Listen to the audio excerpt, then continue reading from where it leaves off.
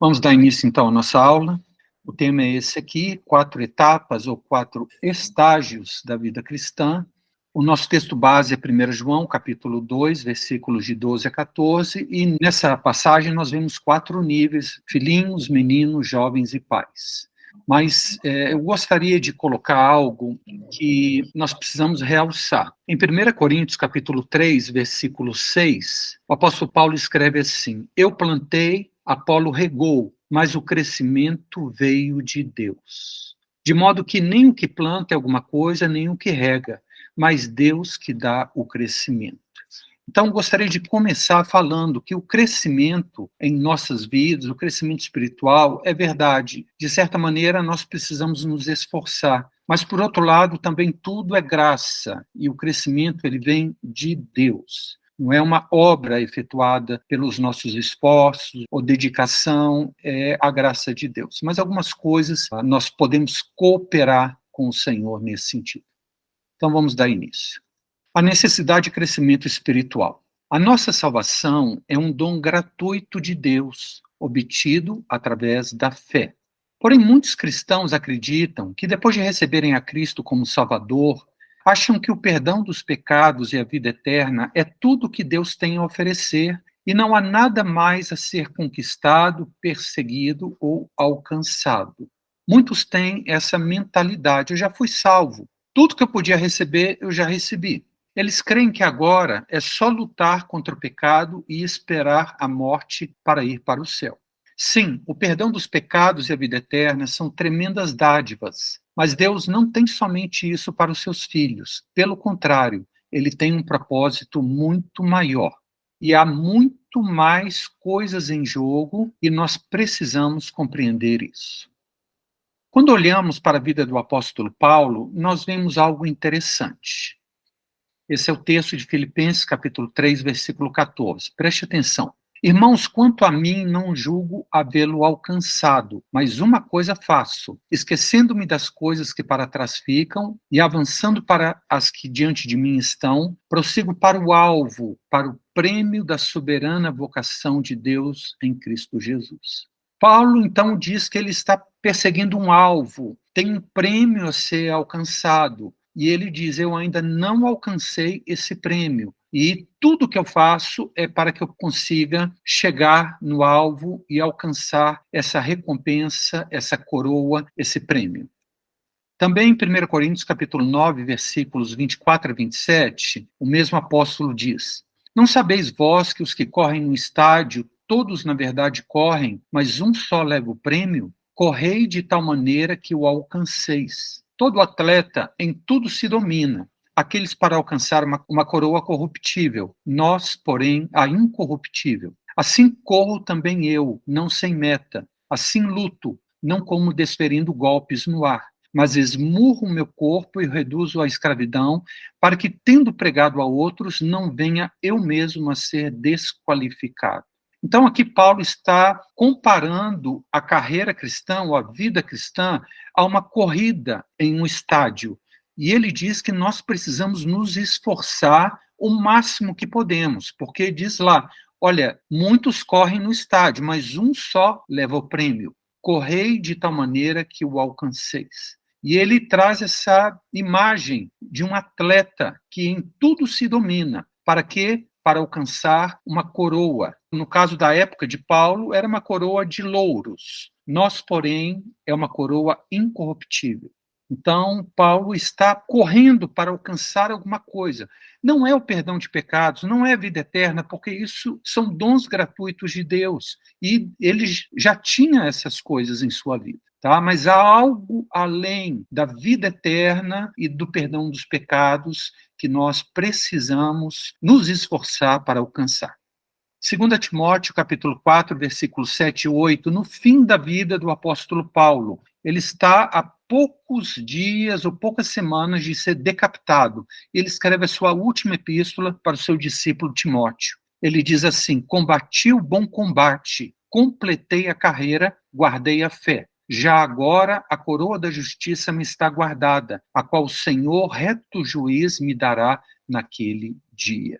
Então, no final da vida de Paulo, Deus deu essa revelação a ele, para que ele pudesse escrever e que nós pudéssemos saber que é possível alcançar essa coroa, ou essa recompensa, ou esse prêmio, ainda em vida. Não é uma coisa que nós vamos correr, correr, correr e nós não vamos alcançar. Não. Esse alvo, essa corrida, ela tem um final, e é enquanto nós estamos vivos. Então, Deus deu essa revelação a Paulo, que ele já tinha alcançado. E ele escreveu para nós, querendo mostrar que isso é possível ainda em vida. Portanto, depois de recebermos o perdão dos pecados, Deus coloca diante de nós um alvo, uma carreira, um prêmio a ser conquistado e uma coroa a ser alcançada. Era esse prêmio, essa coroa, que o apóstolo Paulo se esforçava tanto para alcançar. E como vimos, ele conseguiu isso no final de sua vida. Mas que prêmio é esse?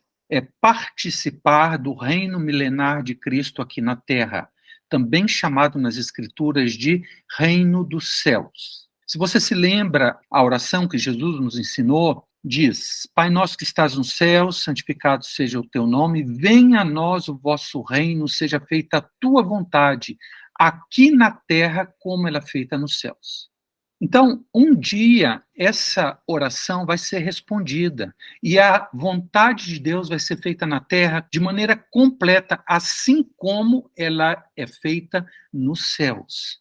Então, quando na oração o Senhor fala, venha o teu reino, seja feita a tua vontade, aqui na terra como nos céus, ele não diz, seja feita a tua vontade nos céus, quando nós estivermos na vida eterna. Não, ele traz uma realidade humana, terrena, e, como eu disse, essa oração, ela será respondida. Isso acontecerá no reino do nosso Senhor. Antes de entrarmos na eternidade futura e desfrutarmos da vida eterna, existe um período de tempo de 1000 anos, nos quais Jesus, após o seu retorno à Terra, irá implantar seu reino de paz e justiça aqui nesse mundo, no qual ele irá reinar sobre todas as nações da Terra, e ele fará isso com a participação de sua igreja. Mas não são todos os cristãos que irão participar deste reino de 1000 anos com Cristo aqui na Terra, mas somente aqueles que se esforçarem, somente aqueles que forem considerados dignos poderão participar dele. Preste atenção nesse versículo em Mateus capítulo 11, versículo 12. Desde os dias de João Batista até agora, o reino dos céus, ou o milênio, é tomado por esforço, e os que se esforçam se apoderam dele. Então, esse é o alvo que Paulo perseguia. E nós também devemos perseguir. Nós não devemos ficar satisfeitos com a vida eterna e o perdão de pecados, ainda que seja uma coisa tremenda. Deus coloca uma carreira diante de nós. Deus coloca um alvo. Por quê? Porque Ele quer nos dar um prêmio. E esse prêmio, ele é alcançado não pela graça de Deus. Ou seja, tudo, na verdade, é graça de Deus, mas entra o nosso esforço. Também em Mateus capítulo 8, versículos 11 e 12, Jesus falando: digo-vos que muitos virão do Oriente e do Ocidente e tomarão lugares à mesa com Abraão, Isaque e Jacó no reino dos céus, ao passo que os filhos do reino serão lançados fora, nas trevas. Ali haverá choro e ranger de dentes.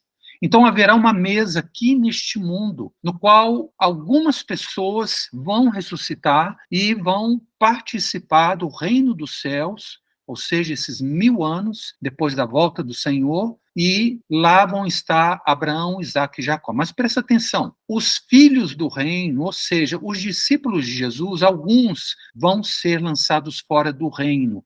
Não é do céu, é do reino. Essas pessoas, elas não perdem a salvação, porque a salvação é um dom gratuito de Deus, e Deus, ele não retira de nós um presente quando ele dá. A Bíblia diz que o chamado e a vocação de Deus são irrevogáveis. Mas esse reino, esse período de 1000 anos, no qual Cristo irá reinar sobre todas as nações da terra, ele irá reinar, mas somente com aqueles que venceram como ele venceu.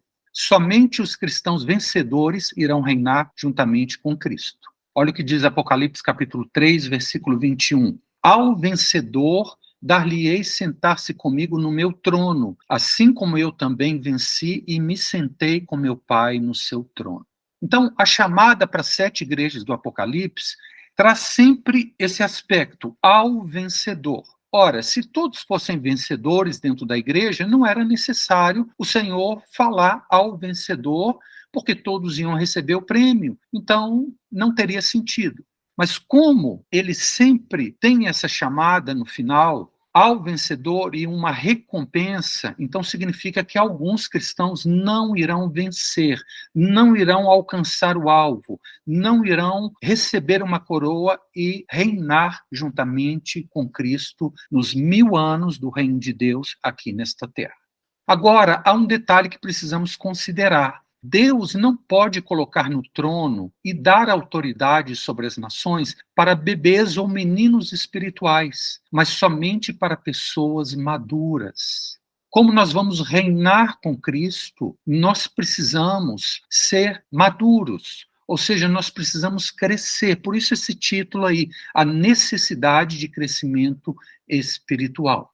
Olha o que diz Efésios capítulo 4, versículos 13 e 14. Até que todos cheguemos à unidade da fé e do pleno conhecimento do Filho de Deus, ao estado de pessoas maduras, à medida da estatura de Cristo, para que não mais sejamos como crianças, meninos, arrastados pelas ondas e levados de um lado para o outro por qualquer vento de doutrina. Então, essa exortação que nós devemos chegar ao pleno conhecimento do Filho de Deus é para que nós nos tornemos cristãos maduros, para que então nós possamos reinar com o Senhor no reino dos céus ou no milênio. E é por isso que nós precisamos crescer espiritualmente. Filipenses 2,12, desenvolvei a vossa salvação com temor e tremor, porque Deus é quem efetua em vós tanto querer como realizar. 1 Pedro, capítulo 2, versículo 2, desejai ardentemente, como crianças recém-nascidas, o genuíno leite espiritual, para que por ele vos seja dado crescimento para salvação. E também 2 Pedro 3,18, crescei na graça e no conhecimento de nosso Senhor e Salvador Jesus Cristo. Portanto, a questão do crescimento ou do desenvolvimento da nossa salvação, ela é uma necessidade para todos os cristãos. Infelizmente, o evangelho que é pregado nas igrejas não é o evangelho do reino, é o evangelho do céu, da salvação eterna. Está errado? Não, não está errado. Realmente, o evangelho da salvação eterna precisa ser pregado. Mas depois desse evangelho, crê no Senhor Jesus e será salvo, há um outro evangelho que deve ser pregado nas igrejas, que é o evangelho do reino de Deus. Ou seja, as boas novas do reino vindouro, quando Cristo estiver aqui na terra e governar as nações por 1000 anos. Muito bem. Tendo falado sobre a necessidade de crescimento, vamos então ver os estágios de crescimento espiritual. Assim como crescemos na nossa vida natural, precisamos semelhantemente crescer em nossa vida espiritual. O Espírito Santo usa diversas vezes essa figura do crescimento humano para nos falar desse crescimento espiritual que devemos buscar. E examinando as Escrituras, temos muitas passagens do Novo Testamento que nos falam destes níveis espirituais na vida cristã, sendo que a principal passagem é o trecho de 1 João, capítulo 2, versículos 12 a 14, no qual podemos encontrar 4 etapas de crescimento espiritual do cristão. E a partir de agora, então, nós iremos focar em cada um desses estágios de crescimento espiritual e ver as características de cada um deles.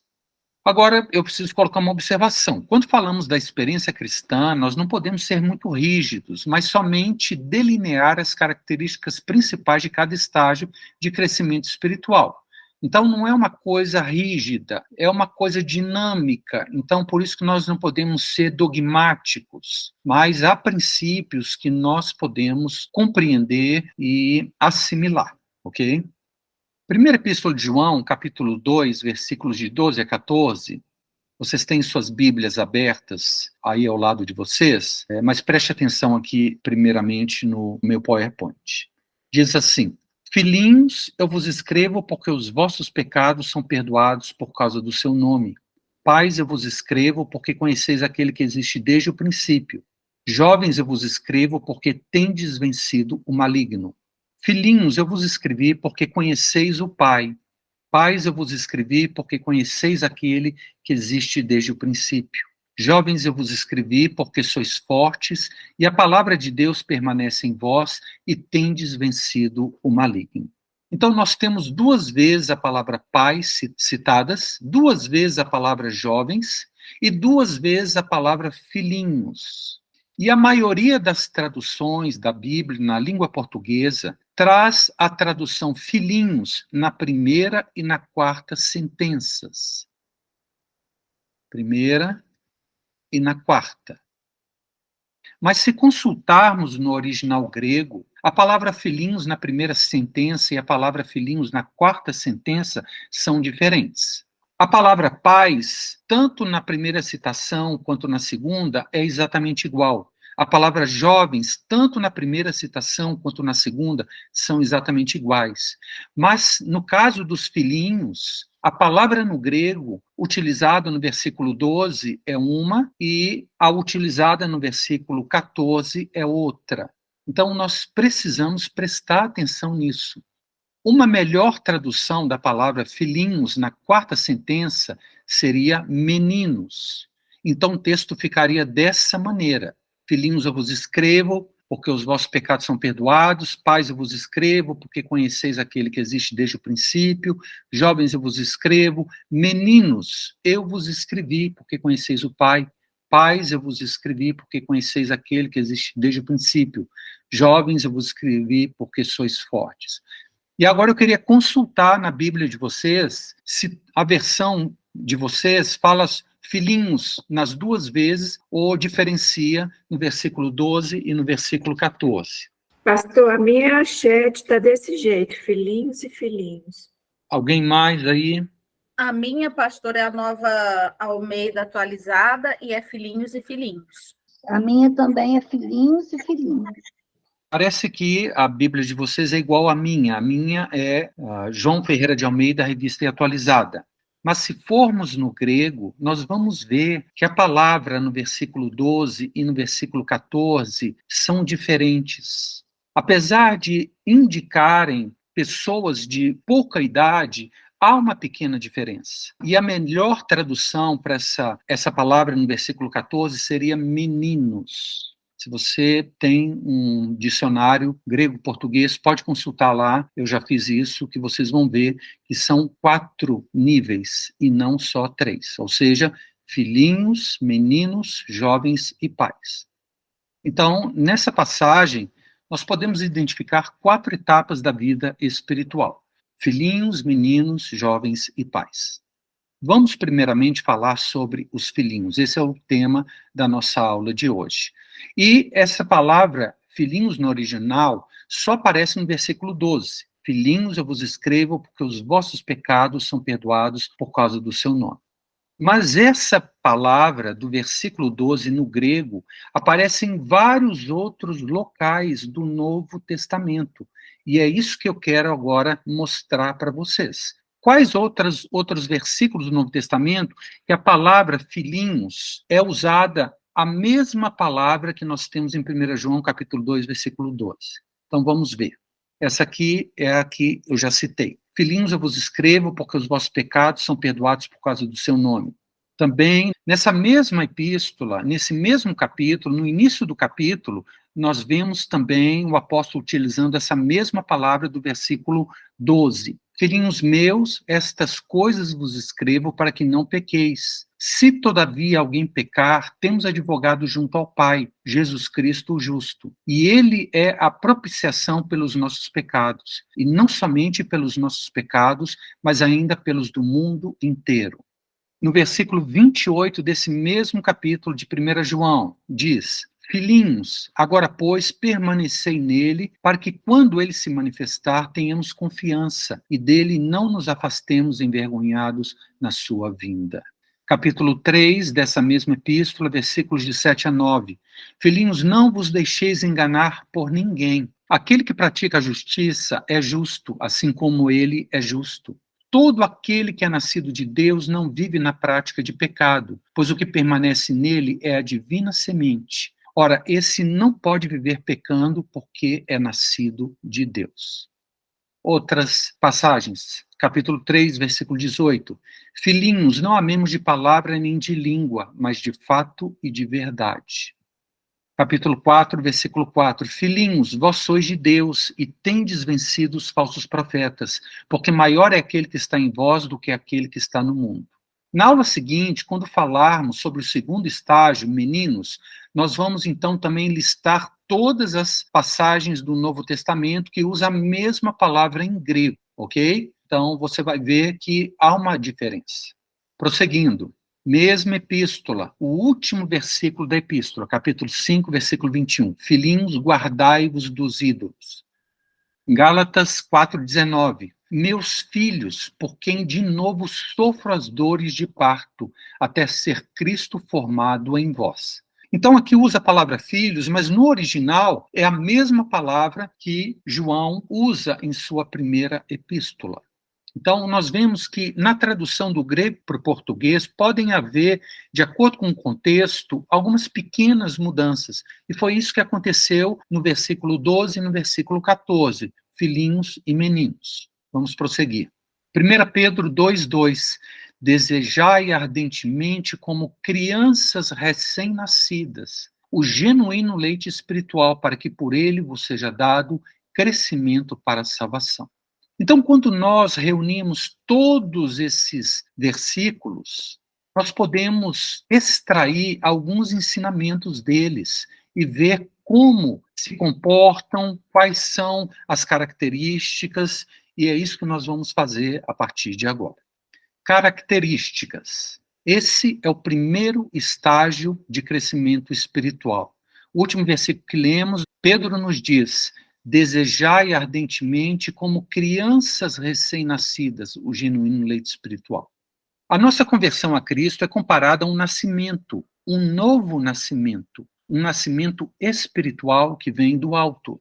E quando nos convertemos, somos como recém-nascidos, bebês espirituais. Estamos famintos pelo genuíno leite espiritual, a palavra de Deus, e nos encontramos no primeiro amor, naquela fase maravilhosa em que estamos cheios de paixão e gratidão pelo Senhor que nos salvou. Nesse estágio, somos muito fracos na fé, sem quase nenhuma capacidade de discernimento, ainda muito carnais, apegados aos nossos antigos hábitos pecaminosos, às obras do velho homem, e sujeitos a cair em muitas armadilhas do inimigo. Esses cristãos recém-nascidos, ou bebês, ou filhinhos, demandam muito cuidado espiritual de outros cristãos mais maduros, pois são praticamente incapazes de se proteger e de se alimentarem sozinhos. Então, na igreja, existem, espiritualmente falando, muitos bebês, muitas crianças recém-nascidas, que, como nós vamos ver, eles não suportam alimento sólido, só o leite espiritual que eles conseguem digerir. E essas pessoas demandam, como um bebê demanda muito cuidado da sua mãe, esses novos convertidos, ou esses bebês, eles demandam muita atenção do pastor. Essa também é uma característica dos filhinhos. Estão sempre atrás do pastor ou do profeta, pedindo uma coisa, ou pedindo para orar, ou pedindo para trazer alguma palavra para ele. As pessoas que ficam demasiadamente dependentes de líderes espirituais são filhinhos, porque eles não conseguem extrair da palavra de Deus alimento para eles. E eles, então, vão vez e outra, eles dependem muito dos seus pastores. Mas o propósito de Deus não é esse. É que nós venhamos a crescer. E não só demandar atenção, mas ajudar outros que virão depois de nós. Qual é a característica principal dessa fase, dos filhinhos? Filhinhos, eu vos escrevo porque os vossos pecados são perdoados por causa do seu nome. Filhinhos meus, essas coisas vos escrevo para que não pequeis. Se todavia alguém pecar, temos advogado junto ao Pai, Jesus Cristo justo. E ele é a propiciação pelos nossos pecados, e não somente pelos nossos próprios, mas ainda pelos do mundo inteiro. E também, Filhinhos, não vos deixeis enganar por ninguém. Aquele que pratica a justiça é justo, assim como ele é justo. Todo aquele que é nascido de Deus não vive na prática de pecado, pois o que permanece nele é a divina semente. Ora, esse não pode viver pecando, porque é nascido de Deus. Então, os filhinhos estão excessivamente preocupados com o pecado. Será que os meus pecados foram realmente perdoados? Todos os meus pecados do passado, na primeira declaração acima, nós vemos João falando isso. Filhinhos, eu vos escrevo porque os vossos pecados são perdoados. Porque o perdão dos pecados é uma coisa tão extraordinária, tão tremenda, que às vezes nós ficamos em dúvida se realmente o sangue de Jesus tem esse poder para perdoar todos os pecados. Os filhinhos também ficam preocupados com o seguinte: o que acontece se eu pecar depois de me converter? Eu vou perder a salvação? A segunda passagem tem a resposta para essa dúvida. Filhinhos meus, essas coisas vos escrevo para que não pequeis. Se, todavia, alguém pecar, ou seja, nós podemos pecar depois de nascidos de novo, e se nós pecarmos, nós temos advogado junto ao Pai, Jesus Cristo, o justo. Ele é o pagamento, a propiciação pelos nossos pecados, e não somente pelos nossos próprios, mas ainda pelos do mundo inteiro. Uma outra dúvida que os novos convertidos têm: já que eu estou salvo, Jesus irá perdoar meus pecados futuros, então posso continuar pecando? Muitas pessoas não entendem o Evangelho e acham que é só declarar a Jesus como Salvador e está tudo resolvido. Não. A declaração é o primeiro passo, mas na sequência tem que vir uma transformação da vida. E muitos falam: eu já converti, eu vou para o céu, Jesus pagou os meus pecados, então vou continuar pecando porque ele tem que me perdoar. E aí nós temos essa terceira passagem. Todo aquele que é nascido de Deus não vive na prática de pecado, pois o que permanece nele é a divina semente, ou seja, a vida que Deus coloca dentro de nós não consegue mais conviver com o pecado. Ora, esse não pode viver pecando porque é nascido de Deus. Se por acaso a pessoa, depois de declarar a Jesus como Salvador, continua pecando da mesma maneira do que antes, ele não foi salvo. A declaração dele não foi sincera. Ele está querendo fazer um negócio com Deus. Ele está sendo hipócrita, ou ele foi hipócrita na declaração quando ele recebeu a Cristo como Salvador. Outras dúvidas muito frequentes dos filhinhos é essa aqui: será que isso é pecado? Será que aquilo é pecado? Será que eu posso fazer isso? Será que eu não posso fazer aquilo? Então, como nós estamos vendo, a principal característica dessa primeira fase de vida espiritual é uma obsessão, uma preocupação excessiva com o que é pecado, o que não é pecado, como que acontece o perdão e assim por diante. Então, essa é uma característica muito forte, não é a única, mas é uma característica muito forte e a principal dos recém-convertidos, dos bebês espiritualmente falando. Conhecimento da Trindade. Nós temos 3 pessoas na Trindade: o Pai, o Filho e o Espírito Santo. E nessa fase, nessa primeira fase da vida cristã, o conhecimento da segunda pessoa da Trindade é central. O novo convertido só consegue ver a pessoa de Cristo Jesus. Ele foi salvo por crer em Cristo Jesus como Filho de Deus. Jesus é o Deus que se encarnou e veio a esse mundo para salvar os pecadores. O amor de Cristo o constrange e enche o seu coração. Foi Cristo quem perdoou todos os seus pecados na cruz do Calvário. A vida, os milagres e os ensinamentos de Cristo são perfeitos, maravilhosos. Nós ficamos abismados com a maravilha da pessoa, dos milagres e dos ensinamentos de Cristo. Jesus, Jesus, Jesus é tudo o que ocupa a mente dos filhinhos ou dos recém-nascidos, dos bebês na fé. Iremos ver nos próximos estágios que o conhecimento da pessoa da Trindade vai sendo acrescentado, conhecimento do Pai e conhecimento do Espírito Santo. Mas no caso dos filhinhos, eles só conseguem enxergar a pessoa de Cristo Jesus, e isso está correto. Isso deve ser dessa maneira. Qual é o inimigo principal nessa fase? Sabemos que nós, como cristãos, nós temos 3 inimigos: a carne, o mundo e Satanás. E o principal inimigo dos filhinhos é a carne, o inimigo interior. No princípio da nossa vida cristã, o principal inimigo vem de dentro, e é a carne, isto é, a nossa velha natureza pecadora, que está tão arraigada em nós que precisamos lutar quase que constantemente contra os seus desejos pecaminosos. E esses são os principais comportamentos que os novos convertidos precisarão enfrentar e vencer no início de sua vida cristã. São as obras da carne, que nós encontramos lá em Gálatas capítulo 5. Ora, as obras da carne, ou seja, as coisas que a natureza humana produz, são bem conhecidas e são prostituição, ou seja, vida sexual fora do casamento ou antes do casamento, impureza, imoralidade mental, lascívia, ações indecentes, idolatria, adoração a imagens de escultura, principalmente para os católicos, quando eles se convertem, eles precisam abandonar a idolatria a imagens de escultura, feitiçarias, ou seja, macumbas, porque muitos vêm desse ambiente completamente maligno, inimizades, ou seja, ódios, ciúmes, que é o amor possessivo, ira, os acessos de raiva, discórdias, brigas. Tem cristão que é briguento, qualquer coisa ele já causa o maior problema.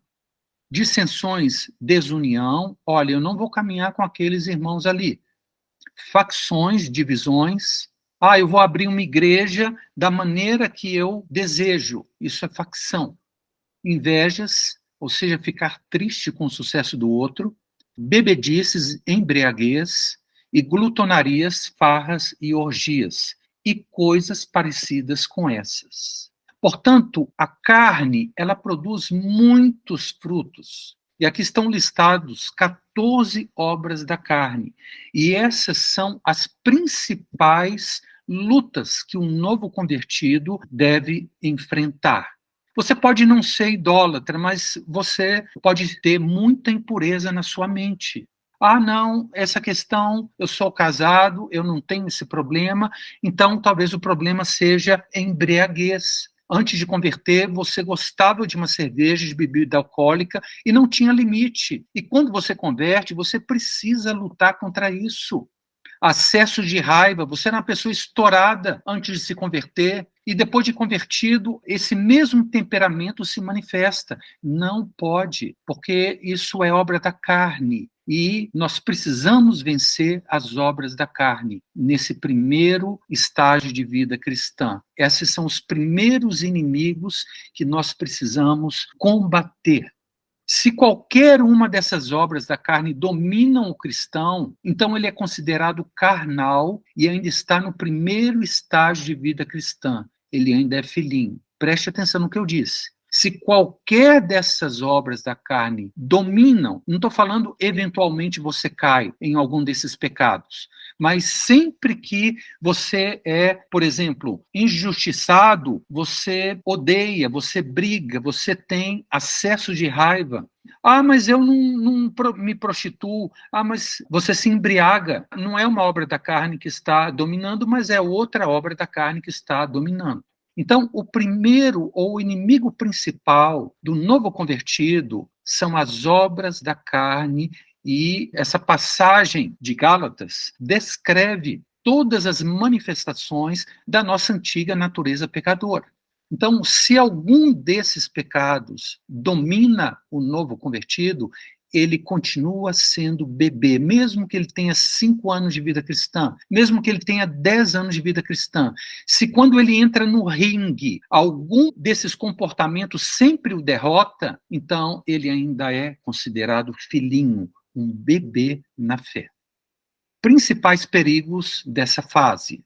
Em primeiro lugar, idolatria. Se você se lembrar, no final da primeira epístola de João, diz assim: filhinhos, guardai-vos dos ídolos. Idolatria não é só imagens de escultura, é qualquer coisa que nós amamos mais do que a Deus. Isso é idolatria, é colocarmos algo na frente de Deus. algo que nós amamos mais do que amamos a Deus. Então, esse é um tremendo perigo nessa fase inicial de vida cristã. Segundo, continuar frequentando lugares e ter contato com pessoas que vão levá-lo novamente a cair nos antigos pecados. Então, por exemplo, no meu caso, eu precisei terminar com a minha namorada, porque eu já estava com um relacionamento impuro com ela. E não houve jeito de eu conciliar essas coisas. Então, às vezes, você vai em alguns lugares, ou você conhece algumas pessoas que te fazem facilmente cair numa daquelas obras da carne. Então, nós precisamos nos separar. E a palavra santificação tem esse sentido de separação. Ou seja, os seus amigos do mundo praticamente não servem mais. Nós precisamos fazer novas amizades dentro da igreja. Alguns relacionamentos que nós tínhamos são extremamente pecaminosos. Então, nós precisamos cortar esse tipo de oportunidade para que não venhamos a cair em pecado. Esse é o segundo principal perigo. O terceiro é se desviar da fé, ou seja, ser enganado por falsas doutrinas. Olha esse versículo em Gálatas, capítulo 4, versículo 19. Meus filhos, ou filhinhos, por quem de novo sofro as dores de parto até ser Cristo formado em vós. Se você estudar a igreja da Galácia, você vai ver que judeus foram lá e eles começaram a ensinar que era necessário guardar a lei de Moisés para ser salvo, não bastava crer em Jesus. Então, Paulo escreve toda uma carta falando, olha, se você for buscar as obras da lei, você decaiu da graça. Essas duas coisas não podem caminhar juntas. Então, esse era um desvio da doutrina que estava se inserindo na igreja da Galácia. Então, esses novos convertidos precisam tomar muito cuidado com os ensinos que eles recebem. Quarto, abandonar a fé, ou seja, voltar para o mundo, para a antiga vida de pecado. Essa foi a minha experiência. Eu me converti aos 18 anos de idade, não me afastei dos meus amigos e logo eu deixei de frequentar a igreja e fiquei 2 anos na minha antiga vida. Mas eu sabia dentro de mim que naquele lugar, naquela igreja, ali estava a verdade. E eu pensava comigo mesmo, um dia eu vou voltar, porque lá é que é a verdade. Lá que eu ouvi, que eu conheci a verdade. E graças ao Senhor, eu fiquei só 2 anos afastado e aos 20 anos de idade, então, já cansado desse mundo, eu novamente me reconciliei com Cristo e desde então, nunca mais eu deixei de andar com o Senhor. Mas isso pode acontecer na vida de um recém-convertido ou na vida de uma pessoa que nasceu de novo, voltar para o mundo e abandonar a fé. Olha o que diz 2 Pedro, capítulo 2, versículos 20 e 22. Portanto, se depois de terem escapado das contaminações do mundo, mediante o conhecimento do Senhor e Salvador Jesus Cristo, se deixam enredar de novo e são vencidos, tornou-se o seu último estágio pior que o primeiro. Com eles aconteceu o que diz certo adágio verdadeiro. O cão voltou ao seu próprio vômito e a porca lavada voltou a revolver-se no lamaçal.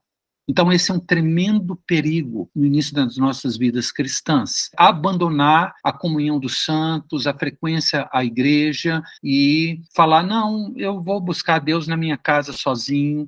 Olha, querido, isso não é cristianismo. Nós somos parte do corpo de Cristo, então nós precisamos estar junto com os nossos irmãos para sermos abençoados com os dons que Deus colocou em outros filhos dele, e nós também devemos cooperar de alguma maneira ou abençoar a igreja com o dom que Deus nos deu. Então, nós precisamos ter uma vida de igreja. Se você não tem essa vida de igreja, olha, é muito forte, o apelo do mundo, ele é muito forte. E ainda que você não volte para o mundo como você estava antes, você vai vendo que o seu padrão moral e a sua força espiritual vão diminuindo, diminuindo e diminuindo.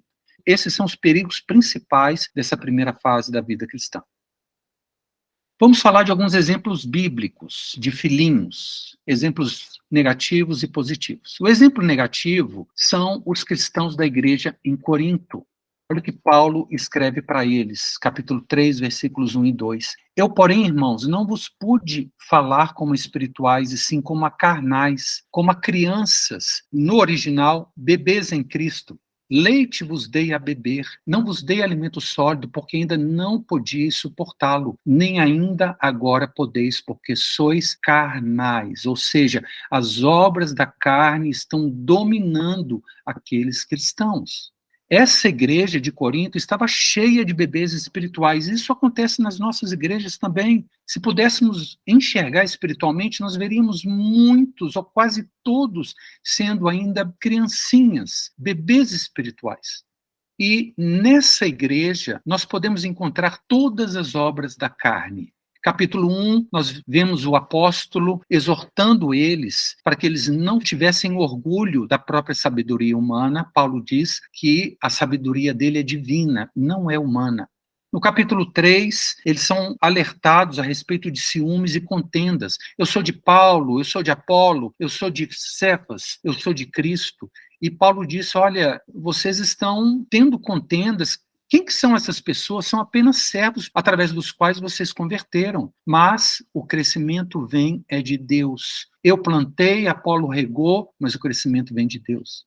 Capítulo 4, soberba espiritual. Eles estavam cheios de dons espirituais, curas, falar em línguas, profecia, e por causa dos dons que Deus tinha dado a eles, então eles estavam soberbos. E Paulo disse, olha, vocês estão reprovados, porque não é o dom espiritual que nos traz edificação ou crescimento, mas é o caráter. Isso sim nos fala do crescimento espiritual. No capítulo 5, há uma imoralidade tremenda nessa igreja, e imoralidade pior do que entre os incrédulos.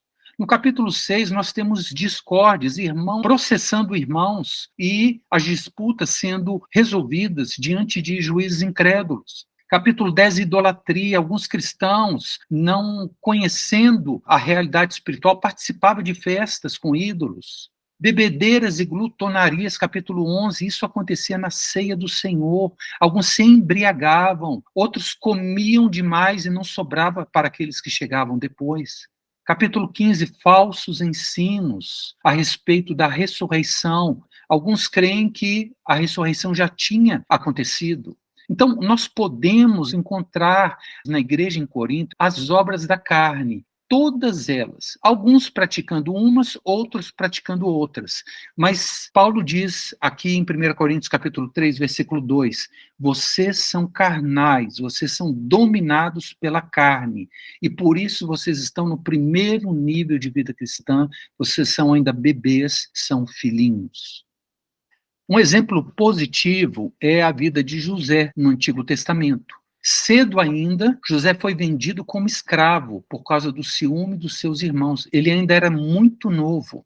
Ele era muito jovem, mas não se contaminou no Egito. E o Egito é uma figura do mundo. Ele resistiu aos assédios da mulher de Potifar. Ele foi injustiçado, mas não murmurou e nem se revoltou contra Deus.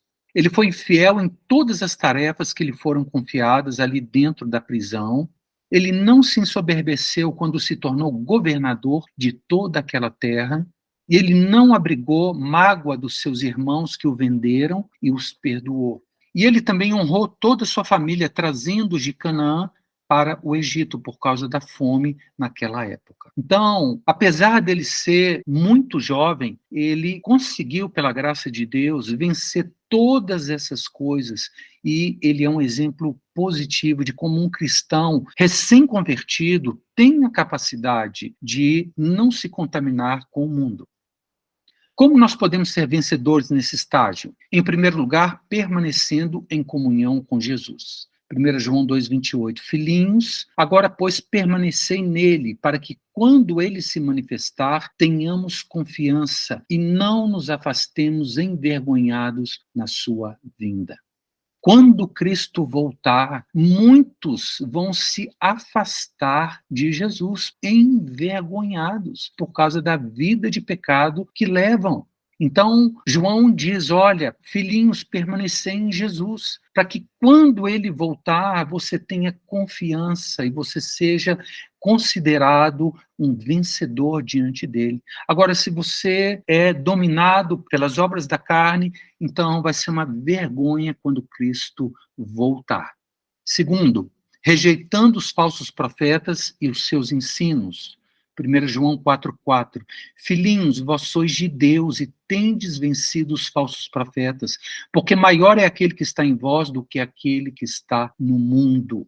Os ensinos errados e os falsos profetas tentam enganar os filhinhos. Quantas pessoas se convertem e depois testemunhas de Jeová batem em sua porta e usam alguns versículos e os fazem desviar da fé? Então, o filhinho, ele precisa saber que maior é aquele que está nele do que aquele que está no mundo. Terceiro aspecto, praticando o amor de Deus para com os outros. 1 João 3,18. Filhinhos, não amemos de palavra nem de língua, mas de fato e de verdade.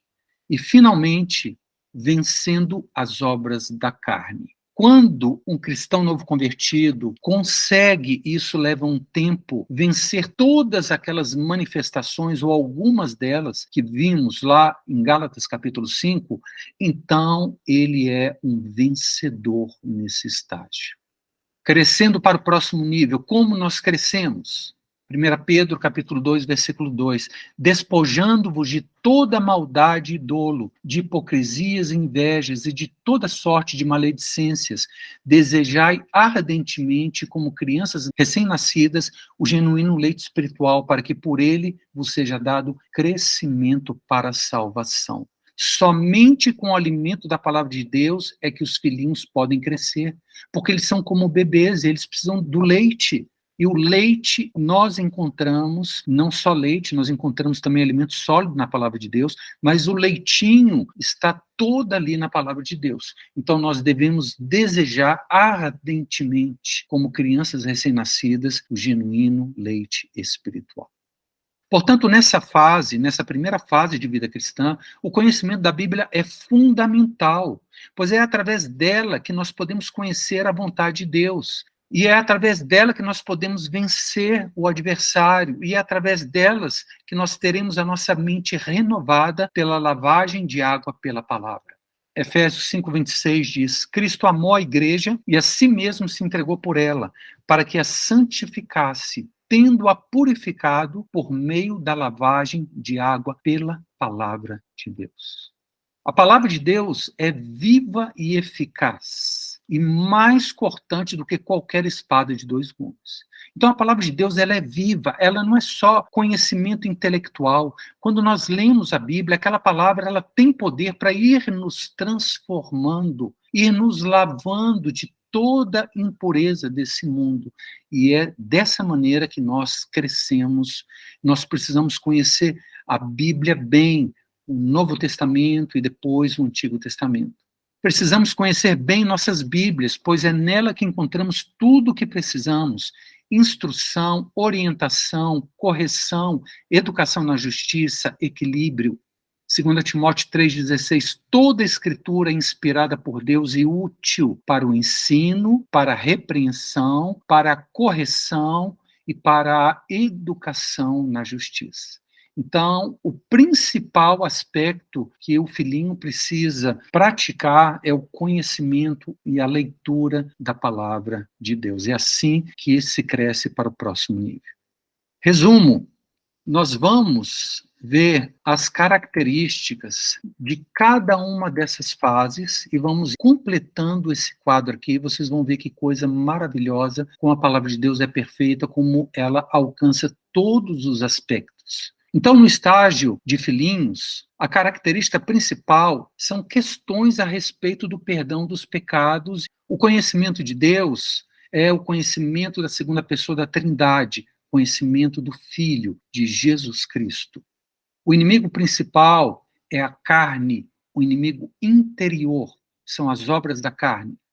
Os perigos principais são ser vencido pelo pecado e voltar ao mundo, abandonar a fé. E como eles podem ser vencedores?